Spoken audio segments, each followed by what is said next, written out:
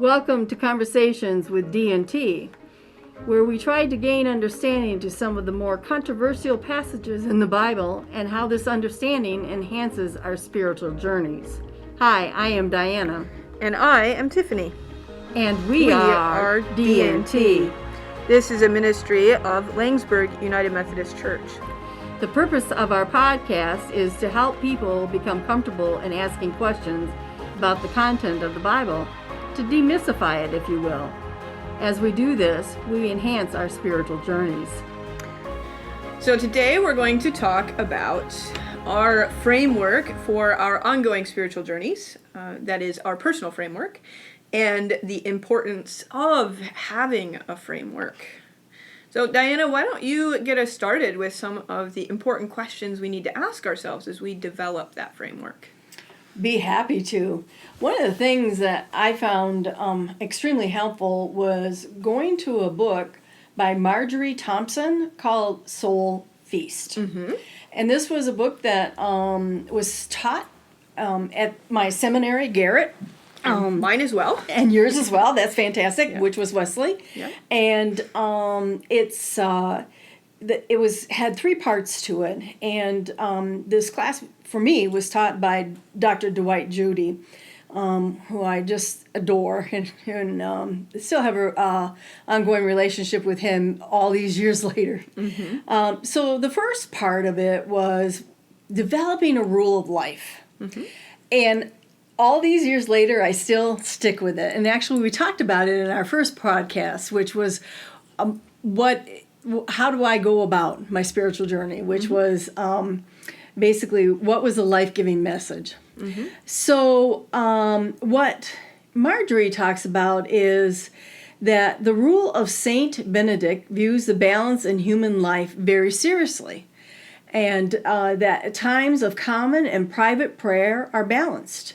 The daily rhythm of monastic life provides a balance of exercise for spirit, mind, and body, prayer, study, and manual labor. So it's kind of obvious that we don't do monastic life right now.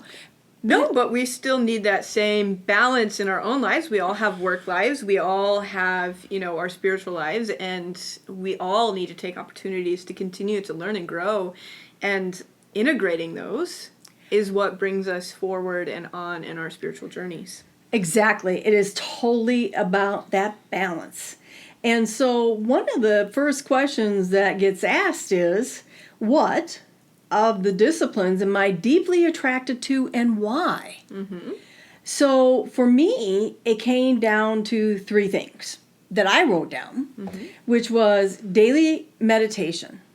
And at the time that I wrote this down, I was recovering from my head injury.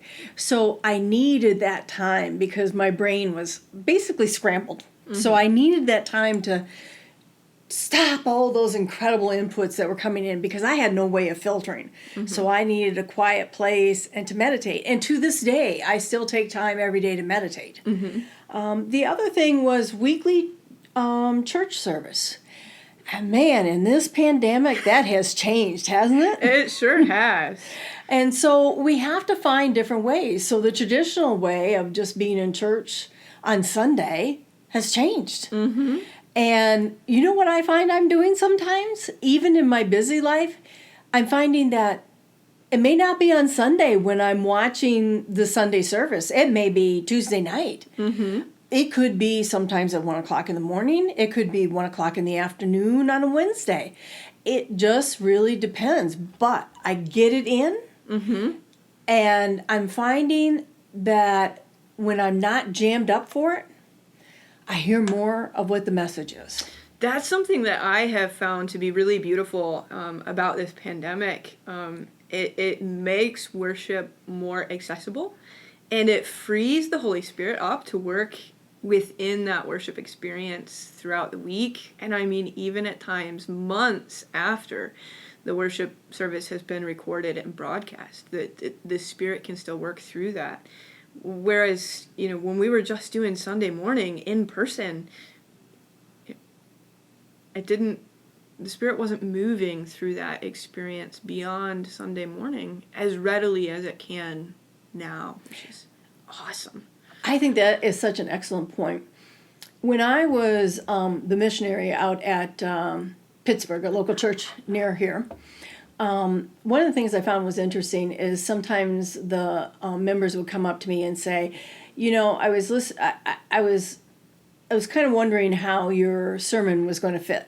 Mm-hmm. And then later in the week it was like, now I see how that fits. Mm-hmm. And I was always very pleased when that happened. Mm-hmm. But now what I find is I could go back to sermons that were done 3, 4, 5 weeks ago mm-hmm. and go, wait a minute, I think Pastor Tiffany said something about that. Oh, let me go dig that out. Mm-hmm. And let me rehear that. And that's God at work. Yes. It is saying to us, you all got into this routine, and now I'm showing you there's a different way. There's a new way. There's a new way, and it might be better. Mm-hmm. And that's a lot like what Jesus was doing in his ministry, wasn't it? Yes, for sure. Yeah, and so I thought that was really great. And then the other thing that I thought was really important for me and what discipline I'm deeply attracted to and why was to rest in the middle of each day. Mm-hmm.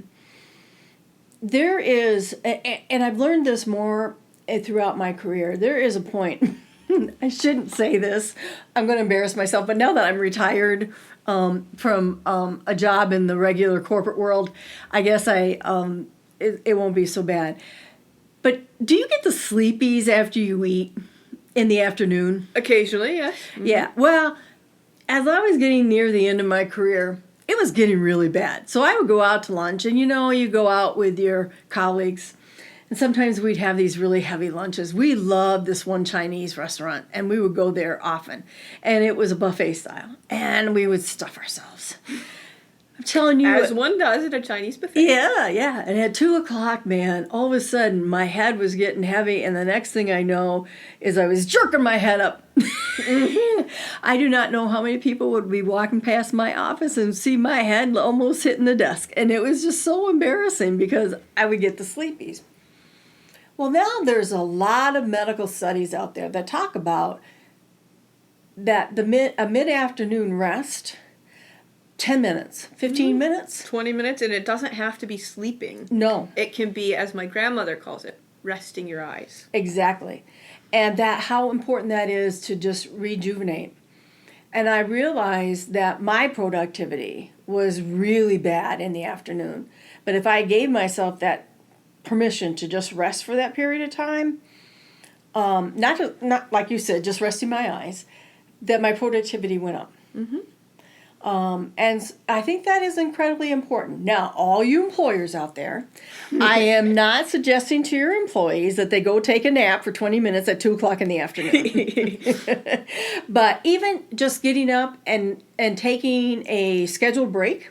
Stepping away from the desk, the computer, the till, whatever it is for 10 minutes. Right. And you know what, folks? In that 10 minutes, you can do a prayer walk. Mm-hmm. You can go get some fresh air and go look at some flowers or something and do a little bit of meditation or something. Or listen to your favorite radio station.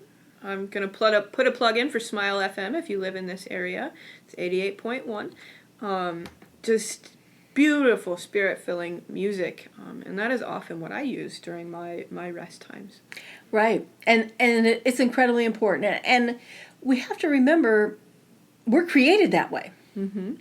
This is, I think it is it is something of our workaholic nature in the United States that we're supposed to work with no rest, and we forget that we're not created to do that. Mm-hmm. There's a real reason why some cultures take a siesta or a rest in the afternoon, because they recognize that is the body's rhythm. Mm-hmm. So the spiritual disciplines that have attracted me the most over the years, and the one that has stuck with me throughout my life in ministry, is the practice of morning prayer. This is a structured prayer practice. You can find liturgies for it on the internet, in the United Methodist Hymnal, the United Methodist Book of Worship, and in other faith traditions as well. But I have always struggled keeping my mind on task when I sit down to pray. But the service of morning prayer guides you through a process of saying prayers of praise for God, prayers of thanksgiving to God, prayers of preparation for your day and your life, and prayers of intercession. So prayers for others. And I have found that structure helps me keep my prayer practices on track. It helps me not get distracted. I don't know if anybody else struggles with being distracted when you're praying, but that has really, really helped me in my practices. You're raising a really good point. And I have, on a number of occasions, taught prayer classes of different ways of praying and stuff. One of the things that I teach is that being distracted when you're praying, maybe you want to pray about, and when I'm talking about this, I'm saying that you want to sit down and intentionally pray about one thing, but your mind is going someplace else about praying. That is God directing you to pray about that other thing. Oh, yes, definitely. But being distracted in terms of like you're not praying, but you're thinking about a problem that you're trying to solve. That's a different kind of distraction. Yeah, that's a different kind. And your structured prayer that you're talking about is incredibly helpful. And but they need to have meaning. And the reason why I'm saying that is that I grew up in a religion that had very structured prayers for everything, but I never understood what the meanings were. Yeah. And so if they don't have meaning to you, structured prayer is not helpful. But what I heard and what people couldn't see in terms of when you were talking was how your face lit up with those prayers. Yep. And that they had incredible meaning and that they filled your heart. And I could see that the Holy Spirit moves through you when you're doing those prayers. And that's the key. Yeah. And sometimes I have a friend who does poetry. And she will make up prayers that have a poetic rhythm to them. And they are beautiful. And those are the prayers that she says. So there's nothing to stop you from doing that as well, as long as they have meaning and they're a prayer that you are doing and talking to God. Yeah, I mean, one of the prayers that I often speak throughout the day it's called Sanctuary. Lord, prepare me to be a sanctuary, pure and holy, tried and true. With thanksgiving, I'll be a living sanctuary for you. I often, adapt that and add my own poetic rhythms into it, but it's a poetic prayer that can be deeply meaningful. Of course, at the end of the day, when I'm struggling to fall asleep because I'm worried, the Serenity Prayer is helpful. God grant me the serenity to accept the things I cannot change. Courage to change the things I can, and most importantly, the wisdom to know the difference. And that's another thing is what you're saying is this adapting of things. Just because it is a prayer that is printed on paper or in a prayer book or a hymnal or whatever doesn't mean that you can't change it. Doesn't mean you can't change it, but it's also a beautiful. I find those prayers to be very beautiful. I'm definitely all for extemporaneous prayer as well, but those prayers that have been printed in books since the composition of the Book of Common Prayer in the 1600s, Christians have been praying those prayers or some variation of those prayers for centuries. And there is something incredibly beautiful about that, and the fact that God still listens and works through the words of those prayers hundreds of years later. Right. But adapting them to your current situation is totally allowable. Totally allowable, totally acceptable. Everybody has been doing that for hundreds of years. Exactly. I think the other thing that we have to be very careful about, too, is making sure that we have this balance with our spiritual life and our secular life, or our everyday life. Take away the seminary words, if you will. Yeah. But our spiritual life and everyday life, that saying life happens, we need to be careful about life happening to the point to where it takes away what our time with God. Mm-hmm. And we need to recognize that we have so many different times that we can have time with God. I don't think that people understand that when you're driving your car, you can pray. Yes. And praying is talking with God. It's a conversation. It's a conversation. Yeah. And a lot of us were, particularly people of my generation, the gray brigade, gray hair brigade, that we were taught that it had to be formalized, that you needed to be sitting down, your hands were are folded together. And it had to be one of those prayers we know by rote. Exactly. And if it wasn't one of those, it had to happen in church on Sunday morning. Yes. Yes.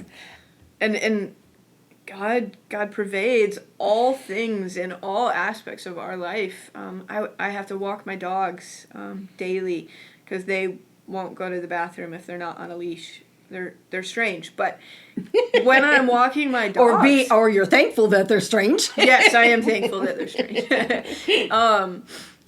When I'm walking my dogs, I find myself, especially as the seasons are changing, just observing and seeing the ways that God is at work in creation. I don't know if any of you notice, but in the springtime there is a morning where you wake up and the trees are suddenly green and they weren't green the day before. You can see the grass grow. You can see the grass grow, and just to give thanks to God as I'm walking. And sometimes that can just be throwing my emotion of gratitude up to God. Not speaking words, but just feeling that emotion deeply and letting it and expressing it to God. It's And you don't have to, and exactly, just walking your dogs, or walk out on your porch, or walk into your backyard, and you can feel that. One of the most spiritual times that I've ever had in my life was being on the back of my horse as I was doing the shorter shore ride. And I was near the Asabo River, and I felt like I was one with my horse, like, we were just together. It's like I knew what the horse was thinking, the horse knew what I was thinking, and we just came up out of the woods, and it was just meadow scene, and the river, and the sun was shining, and I mean, it was just like a painting. It was just incredible, and my heart was just full, and I could do nothing but like pick up my chin and just thank God that it was just an incredible morning. And that scene, and that is just burned into my brain, that picture. I cannot, so like when somebody says go to your safe place or your happy place, that's my place. And it is like, so I get exactly what you're talking about. I experience that same feeling every spring on the first day that you can feel the warmth of the sun. Yeah. Just incredible. God, I mean, how far away is the sun? So far away. Oh. God created this, and we can feel the heat of its light. And just like you said, your heart is full. And the safe, going to your safe place. For me, that is often, reminiscing that feeling of feeling the warmth of the sun and knowing that God created this, and the awe at the fact that God created this in such a way that we can feel it. Oh, I know. Yeah, I can see it in your face. Yes. It's if you haven't had this experience, I encourage you to seek out an environment that brings that awe into your heart, because it can be an incredible blessing, and it can help bring you through some of the most difficult experiences in life. When you're struggling the most, to go back to that place. I've heard a lot of women, particularly like grandmas or women whose children have grown up, they talk about baby time. And I've heard them talk about that being the case. The smell of a new baby, holding a new baby. Yeah. So there's so many ways that this can be. So many ways. So many yes. ways. Yeah. I think another thing is that, and there will be a lot of people that will probably push back on this, but you need to take time to be creative because God created us to be creative. And that can be different for everybody. Some Exactly. people it's quilting. I have a clergy colleague who absolutely loves quilting. She actually recently finished my ordination stole. I'm very, very excited to see it on the day of my ordination in June. But she quilts, and she will literally just sit down and make a 12 by 12 square, beautifully done, and to hang on her wall or to give to somebody. Yeah. She makes beautiful quilts too, but she also does so many other creative things. For me, I love to paint, although I have to do paint by numbers. That's a little embarrassing, but I just, Not at all. I have to do paint by numbers. Doing a puzzle, creating anything with your hands. It can be woodworking, writing. I color. Drawing, coloring. So your paint by numbers is not. Yeah, I know. I color.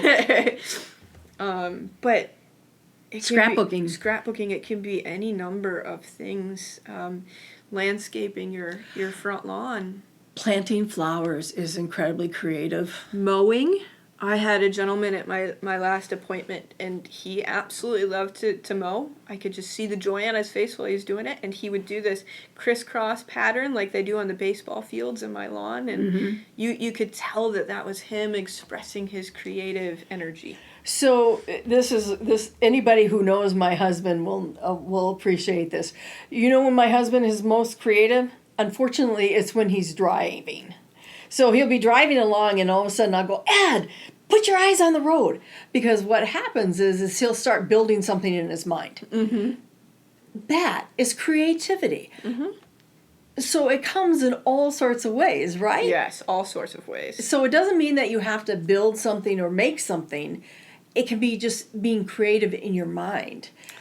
Singing. So I've heard you say that you don't sing well. I don't sing well, but I do sing. But you sing, and you love music. And I bet you when you're by yourself, you sing. I do. I have songs that I sing to my dogs. I know they probably think I'm absolutely ridiculous. I'm sure they still love you no matter what. Yep. And the whole thing is that creativity brings you joy.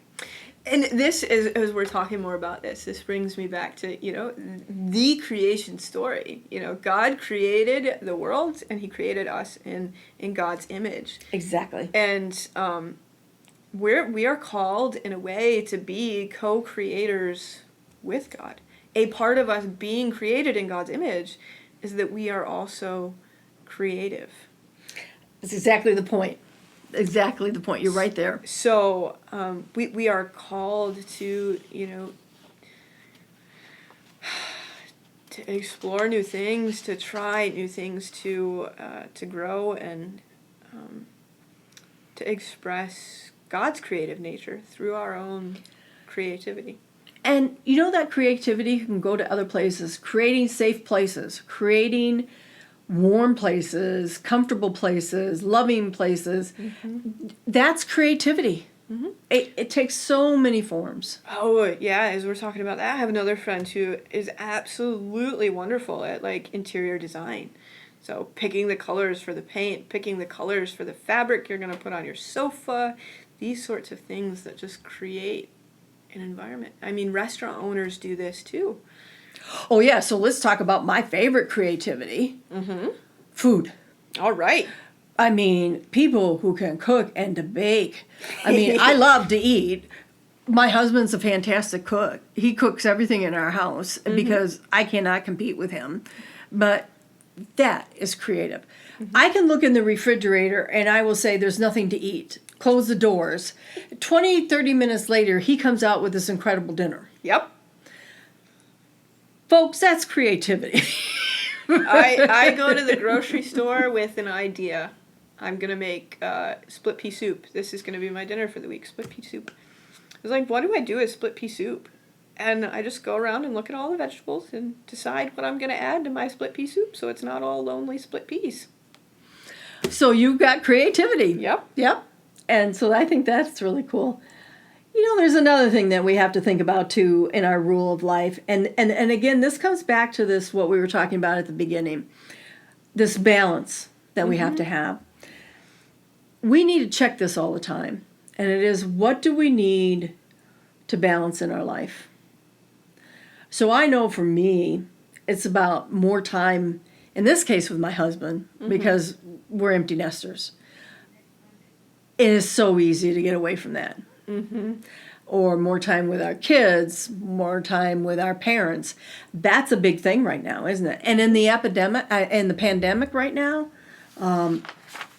we have to find creative ways to do that. And we have to be intentional about it. Yes. So my sister and I, she lives about an hour away, so, and she can't drive. So it's a bit of a hike for me to go and have coffee with her in person. So we set a date every week. We pick a day, and it is different every week depending on her schedule and her kids' schedules, but we set a day of the week and we FaceTime while we drink our coffee in the morning. And our relationship has grown closer because of that than it has been in years, which is, a blessing. But something that I have to be careful about, I live here right next to the church, is creating that balance between my life at home. So, keeping up with the house, walking the dogs, feeding myself, and my life at work. And in balancing that so that my work life doesn't overwhelm my life at home or overwhelm my ability to maintain my relationship with God. Finding a balance there is important. God rested on the seventh day for a reason. And that is, we all should do the same. We need rest, and that doesn't always mean taking one day off a week, but it can mean having time every evening for yourself and your spouse or significant other or other family members. We have the same problem on our farm. We live right on the farm, and there's always something that needs to be done, right? Yep. One of the things that I knew when I married Ed, and any farmer's wife will tell you this, the farm is the wife is the mistress. And it is, because the crop is going to drive what has to be done. When the planting has to be done, when the insects come out. Well, and sometimes you don't have a choice. Things need Exactly. to happen. If there's a big rainstorm coming in the fall, the crop's got to come in before that. Exactly. And so, you just, and you recognize that. And so, when Ed and I first got married, I would be cooking dinners, but I never knew when he came in. And in the summer and in the fall, it could be 10, 11 o'clock at night. And I could call him and say, dinner's ready, and he wouldn't come in because he had to get what he was doing done. And so, it's it is that balance, and we too, we live on the farm, so it is really, really hard, and it's very easy for us just to, at one time the whole farm office was in our house, so it was very easy not to, to be walking away from it. So this balance thing is incredibly, and now in this pandemic, how many people are working at home? Yes. And the kids doing their schoolwork at home. Gosh, yes. This is a whole new world for folks. I mean, bringing work and home. Finding a balance is incredibly difficult when you have to bring the work home. Right. And so date night is even more important when you have, relationships. Making dates with family is even more important. Or being intentional if you have kids about having time that is, not necessarily one-on-one time with your kid, but time that is dedicated to having quality time with the kids. It's not about getting your chores done. It's not about getting dinner done. It's not about eating dinner.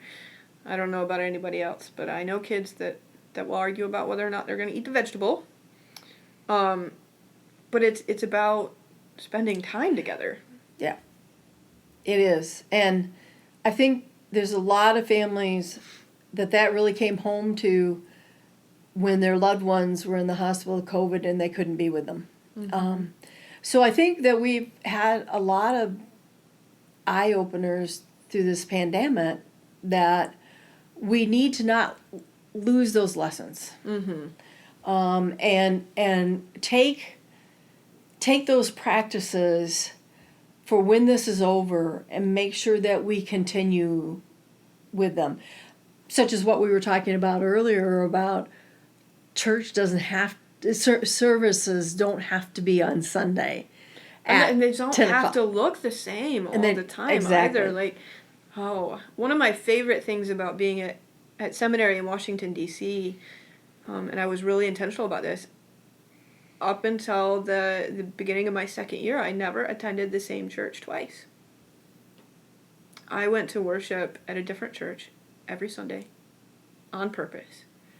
Because where else in the world can you experience such a diversity of worship styles and worship expressions than in our nation's capital?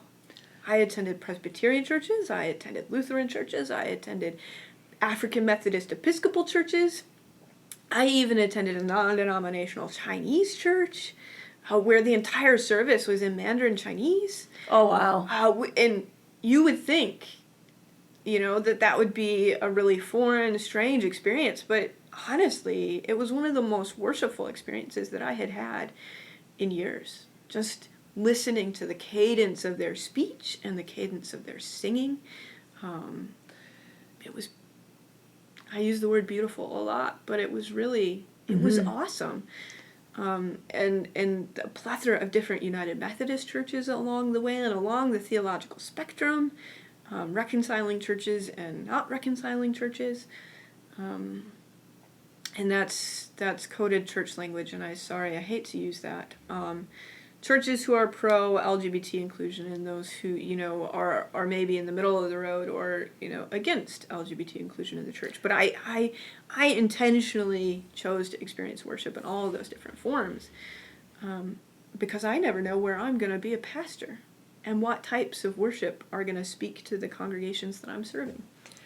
I think that's really cool. And I think you can get a touch of that. Not as diverse as what you got in D.C., but when you're in university towns, you get a bigger diversity. Definitely. I mean, there's that diversity is present in Lansing, Michigan, or Detroit as well. Yeah.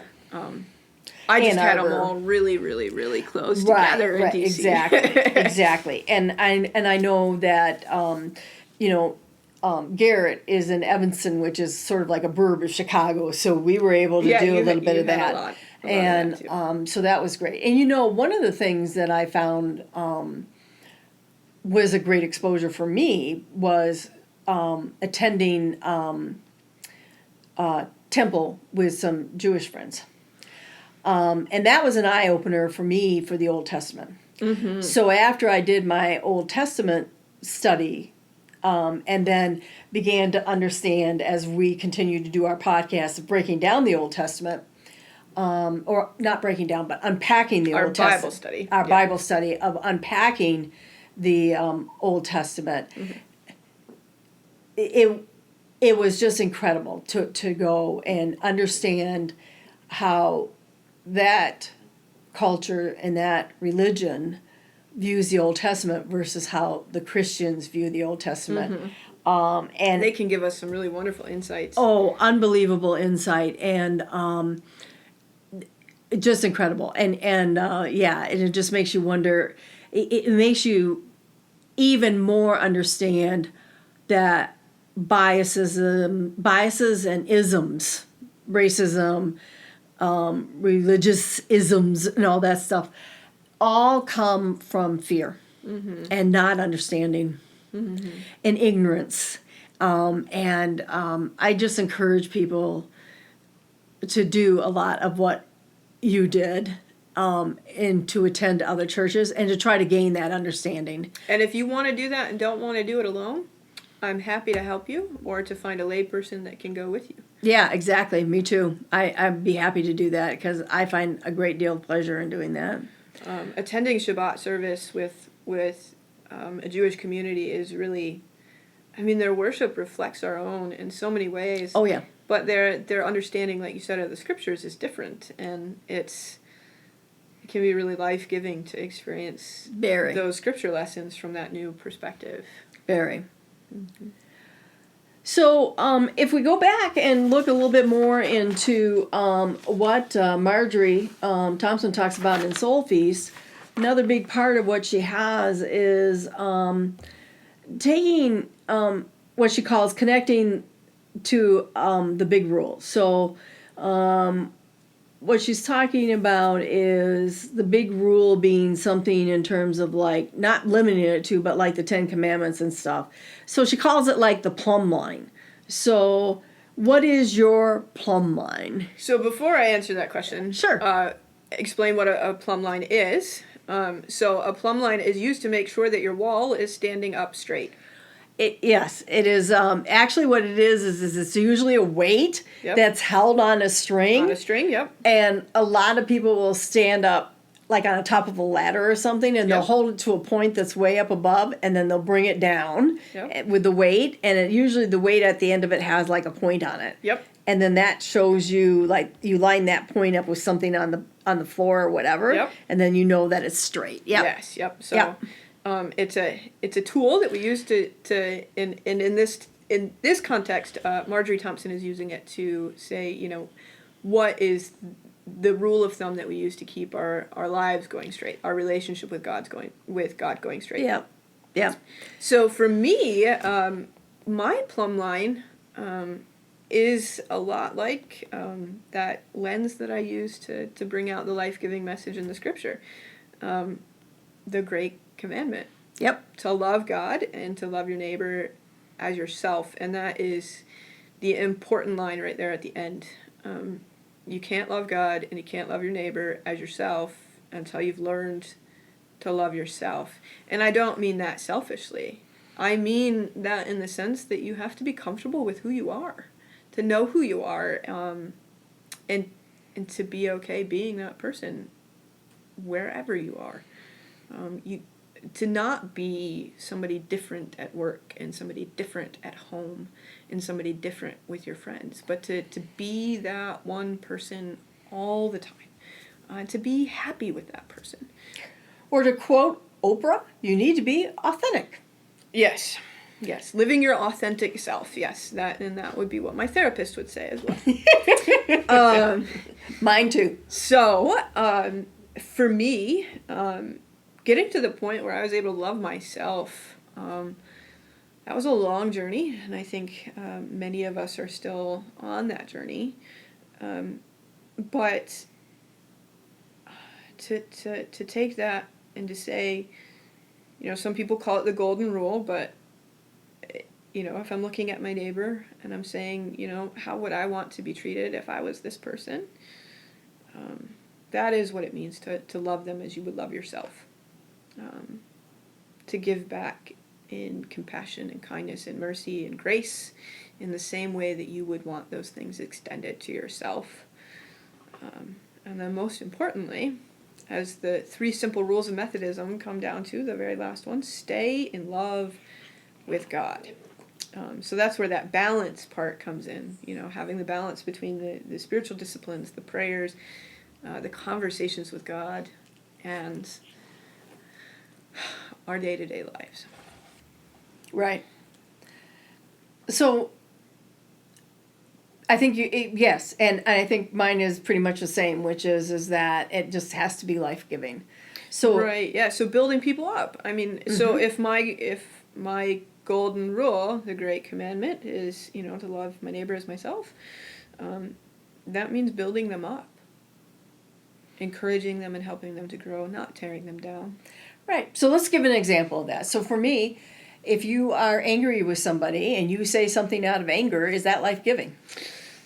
Probably not. Exactly. Exactly. We are all guilty, but probably not. Right. And that's not to say it doesn't happen. And it's not to say that we shouldn't ask for, we need to ask for forgiveness of that. And we have to remember that we're human. But that doesn't mean that we don't keep striving to make that happen. And that's really getting back to this whole thing about how we strive to live our life in the way that Jesus had asked his disciples to live. Mm-hmm. They weren't perfect at it. They were human. They were human, right? Exactly. Even to the point to where they had to have proof at Jesus's resurrection. Thank you. Yep. I'm having a hard time with words right now. So yeah, exactly. And Jesus kept telling them what was going to happen to himself. Yep. And they wouldn't believe it. And even when it finally happened, they didn't believe it. Yep. So, we're all human. And it's the same thing to where I sometimes catch myself when I see young people in their uniqueness in the way that they dress, watching myself turn my head and look at them in judgment. Okay, is that what Jesus wanted? Oh, man. I mean, so we're still in the middle of a pandemic. We still have, when we recorded this, we still have, mask mandates, in grocery stores, things like this. And, whew. Yeah. If eyes could burn holes in people's heads, it is really hard for me sometimes not to. I'm very grateful I'm wearing a mask at times in the grocery store, because if they could see the look on my face, right, exactly, it's hard. It's hard. But when we make those mistakes, being able to own them, and to go back and say, I'm really sorry. I was angry, I lost my patience, or I lost my temper, I lost my cool. I'm going to try not to do that in the future. And I'm sorry that I hurt you. To be able to do that, I think, is important, and that is life-giving. That's exactly it. To transform something that can be non-life-giving into something that is life-giving. So whenever we have the opportunity to do that, we, at least according to my rule of life, we should do that. Well, and I think that's exactly what Jesus expects, because that's what he did. Mm-hmm. He kept saying to people who were obvious sinners, or when other people called them out as accordingly, then he would say, "You're forgiven," mm-hmm. Because they were trying to show they were making amends. Yep. And so I think, again, who are we to not forgive? Who are we to not try? We are all human. We have all made mistakes. Exactly. And we have to give grace to others if we expect to receive grace in return, and especially even if we know that person would not extend that same grace to us. Yeah. In my family, on my mother's side, she comes from a very, very large family, 18 kids. Unfortunately, one of her oldest sister, her daughter married a man much her senior, and her mother stopped talking to her. Oh gosh. Yes, and so she missed out on these beautiful grandchildren, all because she didn't like what her daughter had done. And to me, the cost of that, I mean, you could have said, "I don't like what you are doing," but to give all that up. It's life-taking. It's life-draining, and it just sucks the life out of people. Right, and who was being punished in that process? Her. So, and the grandkids. Yeah. Or we're in a way, yeah. But if she had, I mean, basically, they just didn't know they had a grandmother. Mm-hmm. So it would be like that grandmother had died, really, or never existed. Never existed. Yeah. But for her and her daughter, the two of them were the ones that were being most punished. But the daughter had a loving husband, had her beautiful kids, and her brother but the mother and her father was involved, so the grandpa was there who had divorced the mom. But I mean, again, it was just like such a waste of energy and so negative. What was that doing to the inside of her? I've found from personal experience, it is never worth holding on to those grudges. Yeah. Sometimes people do need to be cut out of your life for your own health and well-being, but That's because they're toxic to you, right, not the other way around. and you don't have to continue to carry that toxic anger and resentment Right. inside of you. And so that's the, so that's the hard thing. And that let's talk about something here that really isn't about a spiritual journey, but it is something that we need to take a look at.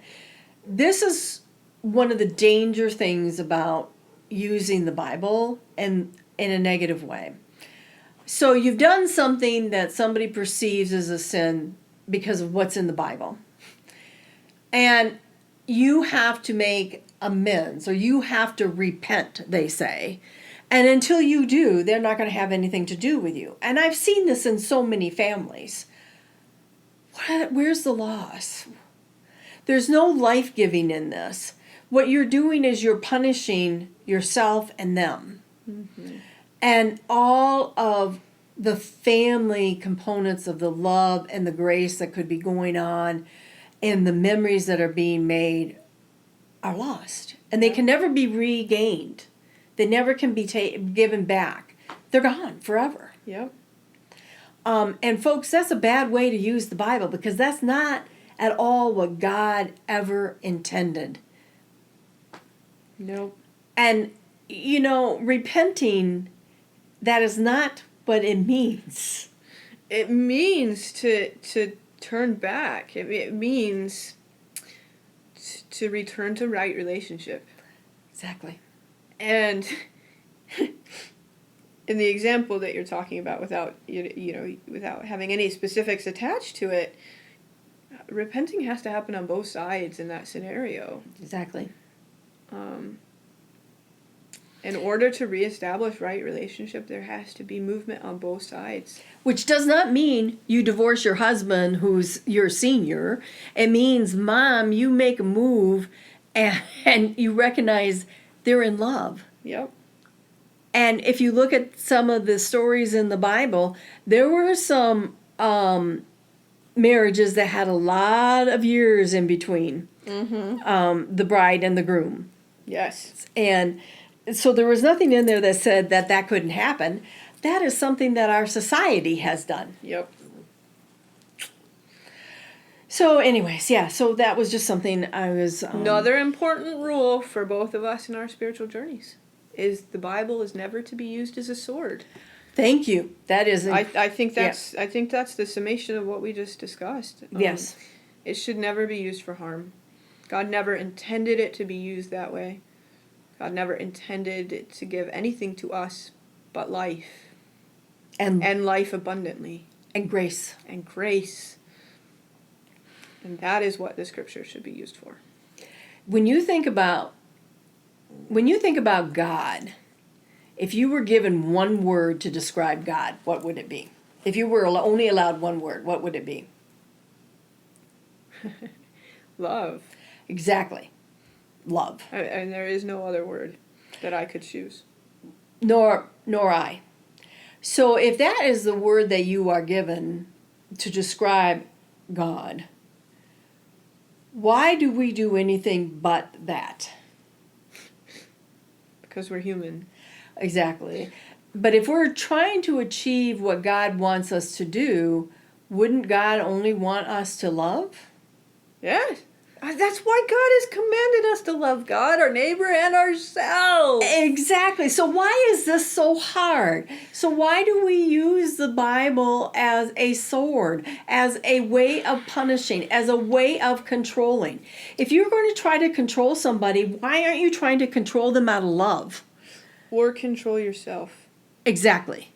And when I talk about controlling out of love, it's not to say, I'm going to make you do this because I love you. When I'm talking about controlling out of love, I'm talking about you love somebody the way that God loves you. And that is the control. Because then you're going to do as God has asked you to do. Is that making sense? Yeah, no, I mean, it makes perfect sense. And it's like, how do people get this so confused? Because we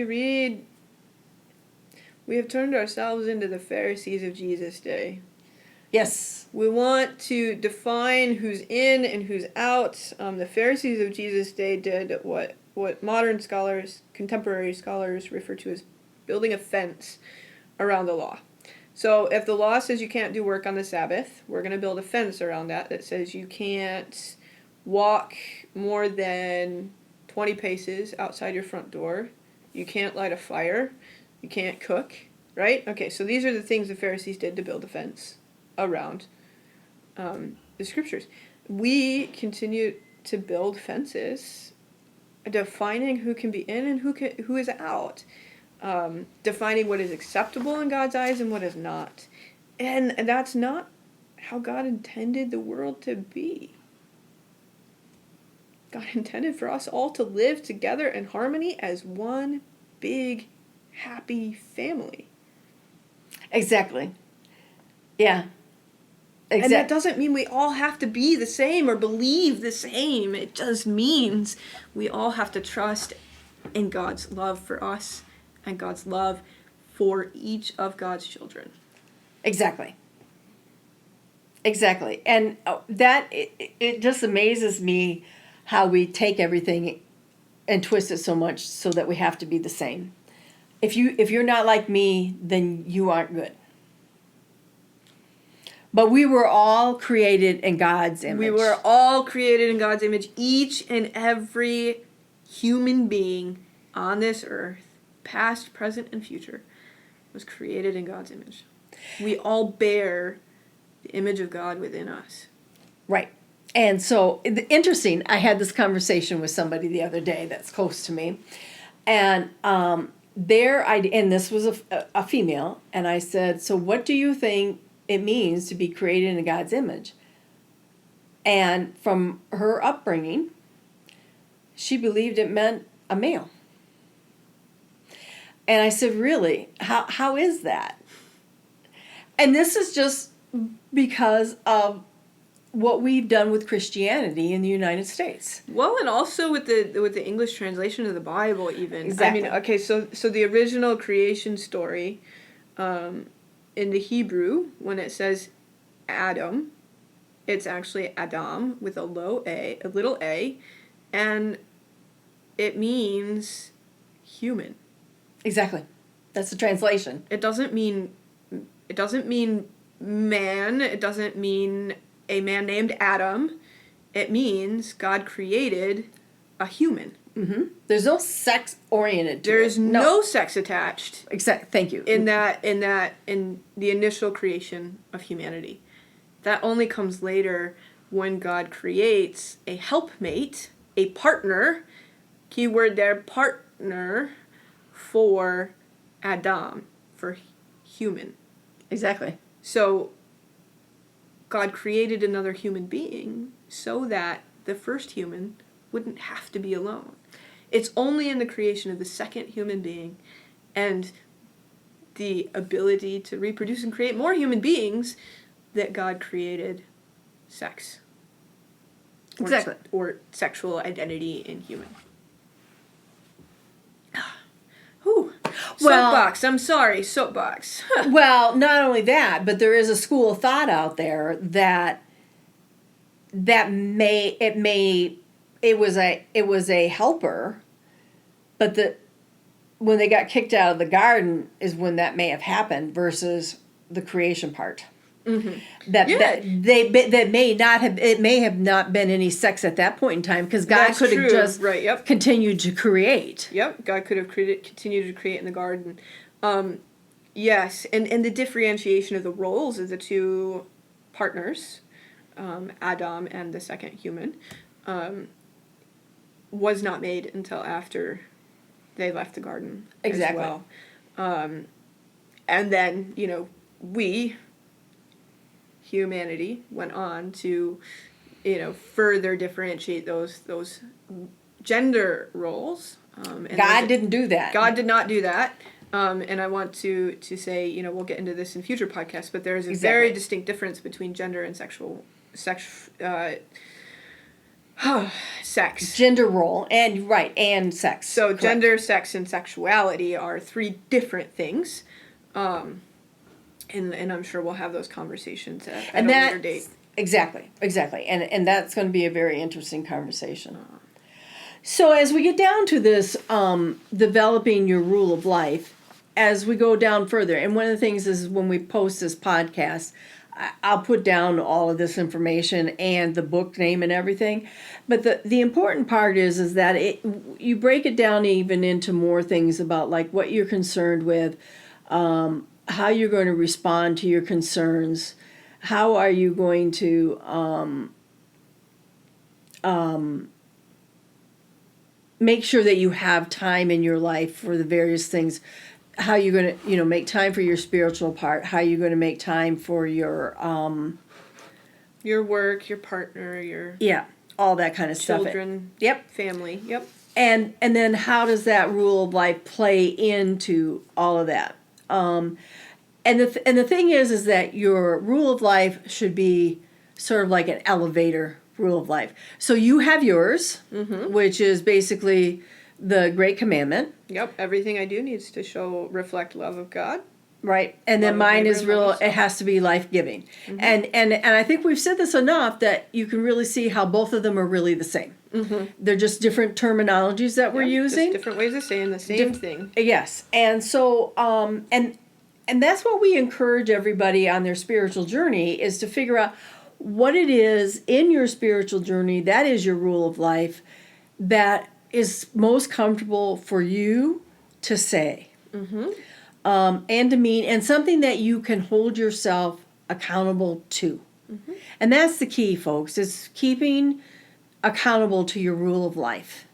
So I made my rule of life 10 years ago as I started my time in seminary.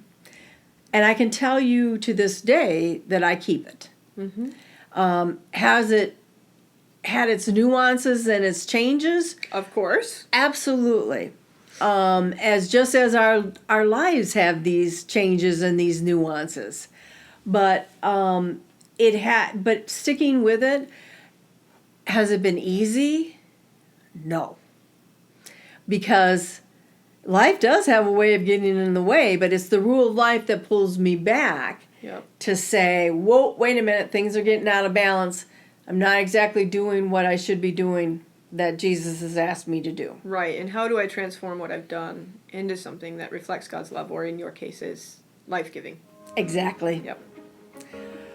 So this has been a great discussion today, I think. It has. And I really hope that this has been helpful for our listeners. Yes. And so, again, thank you everyone for listening, and we hope that you have a good week, and we'll be catching up with you again on the next one. That's right. Take care.